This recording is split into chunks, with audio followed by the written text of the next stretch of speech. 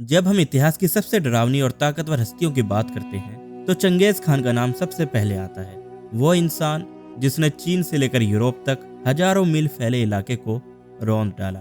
लेकिन क्या आपने कभी सोचा है कि इतना ताकतवर रूलर जिसने पूरी दुनिया को हिलाकर रख दिया, उसने भारत पर हमला क्यों नहीं किया?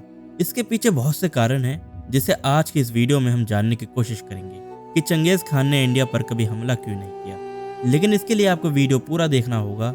अगर आप वीडियो को थोड़ा सा भी स्किप करोगे तो आपको नॉलेज आधा अधूरा ही मिलेगा। तो पूरी जानकारी के लिए आपको वीडियो पूरा देखना होगा। तो चलिए जानते हैं चंगेज खान ने इंडिया पर हमला क्यों नहीं किया। इसमें सबसे पहला कारण है जियोग्राफी और क्लाइमेट बैरियर।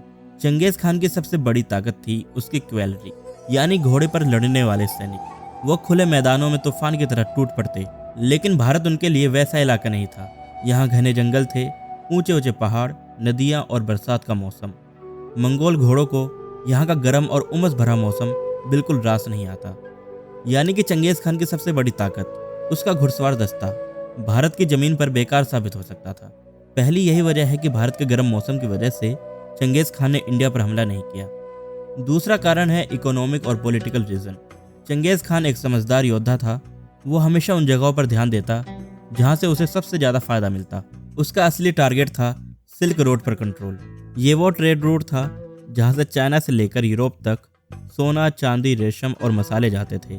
जो इस रूट को कंट्रोल करता वो दुनिया की दौलत पर राज करता था। चंगेज खान के लिए इंडिया दूसरा ऑप्शन था जहाँ से उसे फायदा कम मिलता, इसलिए उसने अपनी एनर्जी हमेशा चाइना और सेंट्रल एशिया पर लगाई। इसीलिए उसने अपनी नज़र कभी भी पूरी तरह भारत की ओर नहीं डाली। तीसरा कारण है दिल्ली सल्तनत की मजबूती। जब चंगेज खान अपने पीक पर था उस वक्त इंडिया में दिल्ली सल्तनत मजबूत हो चुकी थी। कुतुबुद्दीन ऐबक से लेकर इल्तुतमिश और फिर अलाउद्दीन खिलजी जैसे रूलर्स दिल्ली को एक स्ट्रॉन्ग कैपिटल बना चुके थे। मंगोल्स ने जरूर पंजाब और सिंध तक छोटे रेड्स किए थे, लेकिन जब भी उन्होंने दिल्ली की तरफ कदम बढ़ाए दिल्ली सल्तनत की फौज ने उन्हें रोक दिया। अलाउद्दीन खिलजी ने तो अपने दौर में मंगोलों को 5-6 बार जंगे मैदान में हराया था। यह साबित करता है कि इंडिया एक हार्ड टारगेट था जहां डायरेक्ट कॉन्क्वेस्ट आसान नहीं था।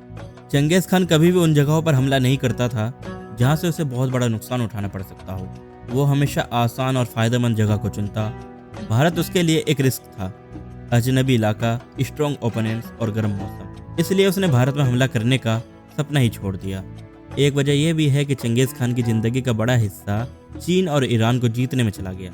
जब भी चंगेज खान के जनरल्स भारत पर अटैक करने के बारे में सोचते तो उस समय चंगेज खान दूसरी जगहों पर जंगों में फंसा रहता और फिर इसी दौरान 1227 में उसकी मौत हो गई। उसके बाद भी मंगोलों ने कई बार भारत पर हमला करने की कोशिश की, लेकिन दिल्ली सल्तनत ने उन्हें हर बार पीछे धकेल दिया। यही सारे वजह थी कि चंगेज खान ने भारत पर कभी हमला नहीं किया।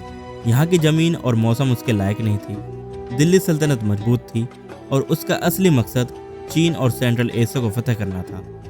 सोचिए, अगर चंगेज खान भारत पर हमला कर देता तो शायद भारत का इतिहास कुछ और ही होता। आपको क्या लगता है, अगर चंगेज खान भारत पर हमला करता तो क्या वो कामयाब हो पाता? नीचे कमेंट्स में अपनी राय जरूर दें। और ऐसी नॉलेजेबल और हिस्टोरिकल वीडियोस को देखने के लिए मेरे चैनल को सब्सक्राइब करना मत भूलना।